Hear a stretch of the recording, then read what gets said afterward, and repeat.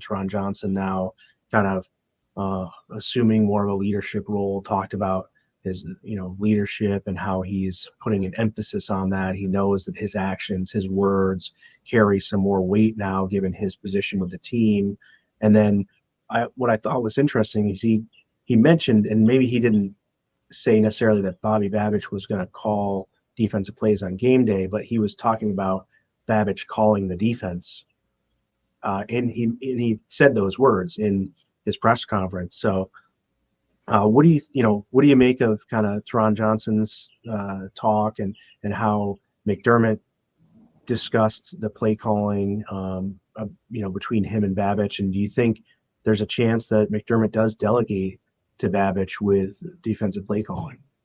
Yeah, I think there's definitely a chance. I mean, maybe not early in the season. Early in the season, they might ease into it kind of and say, all right, well, we'll start here, see what you think. And as time goes on, you'll get more and more of the defensive play calls and kind of more of the responsibility on that side of the ball. But I mean, he's a coach that this isn't the first player to come out and praise Bobby Babich, right? I mean, there's been a million players. It seems like everybody comes out and talks about how he's one of the smartest coaches they've ever played with and played for, and just how he knows the game well and he knows the players well.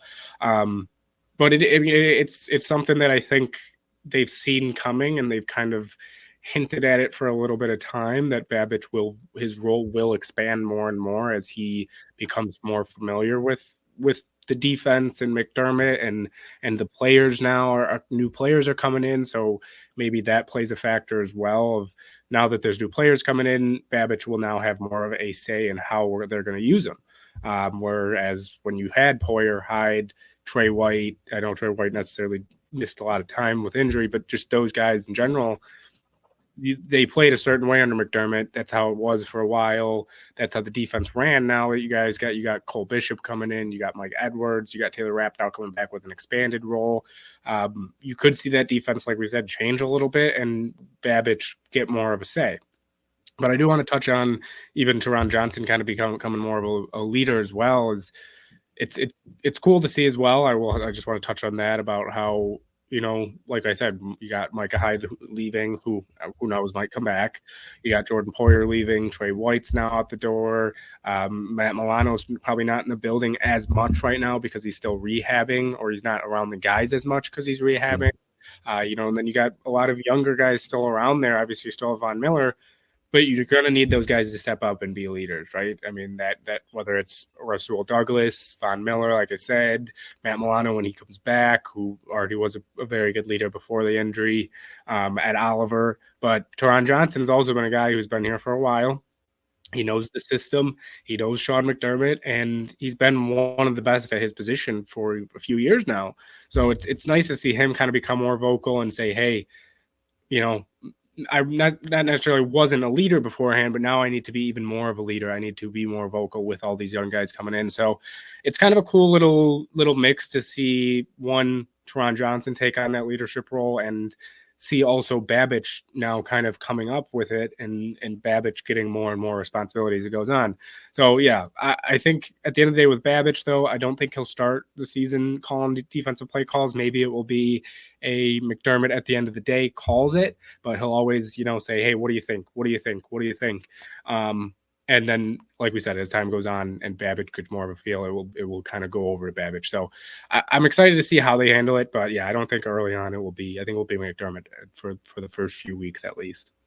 The way I view it, and I like what you said, Taron Johnson embracing that leadership role is super awesome. The way he was able to just come to Buffalo right away, be drafted by the Bills, and then grow and be developed into the player he is now and the leader that he's becoming, and had no shortage of mentors and things like that in Hyde and Poyer as he grew up, and Trey White, and now being more of the man in the building, obviously getting the all-pro praise and stuff like that. People still want to call him underrated. I don't think he could say that. I think he could be underappreciated for his role, but I don't think he's underrated by any means. Once you get kind of that recognition from the league there, that you kind of are recognized now. But I think they are going to try this out early in the off season through preseason with play calling, see if Babbage can handle it. McDermott's either going to be comfortable with it or not, and then if he's comfortable with it, then he gives him the play calling from week one to start.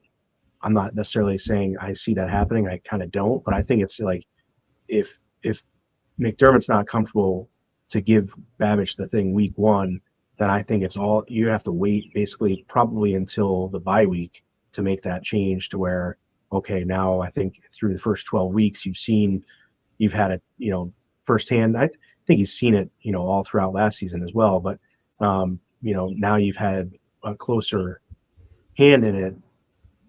I can hand it over after the bye week. So then they have the bye week to kind of integrate it and make sure that it's all seamless transition. But I think that if once McDermott starts the season as the play caller, he's probably going to either finish it or at least go up until the bye week. And then, Babbage could take over after the bye week if they're going to do any sort of in-season transition. I don't see it happening just randomly after week 8 and then, oh, here you go. I feel like that would be kind of silly. But, I think I don't know, something tells me there's a chance that McDermott might want to focus on more of the head coaching duties, and he might, if Babbage shows him something in the preseason, might be able to let that go and have him start the season. But only time will tell. I think that's going to be an intriguing offseason story, as it was last year, I guess. Yeah, that actually is a really good point, though. I didn't think about it. Just is it going to be the preseason? Is it going to be all 3 games? Babbage, you're calling it. This is your trial run, right? Let's see how you do here. With even maybe the second, third strings, see how you do with them against other second, third strings. So yeah, that actually will be something I'm going to be curious. I'm hoping maybe that once it gets closer to the preseason games, that a reporter will ask Sean McDermott about that and say, "Hey, is this a trial run?" He said, "Check back with me during the middle of camp as well." Kind of. So he said, "Hold on to that, put it in your pocket, and then check back with me as we get through, camp a little bit, and then as we get to rolling in towards the preseason games." He said, then you can ask me, and I'll have a better answer. Because I think they're still developing their plan and what they want to do. They're probably still, just getting back themselves and kind of getting familiar with each other's.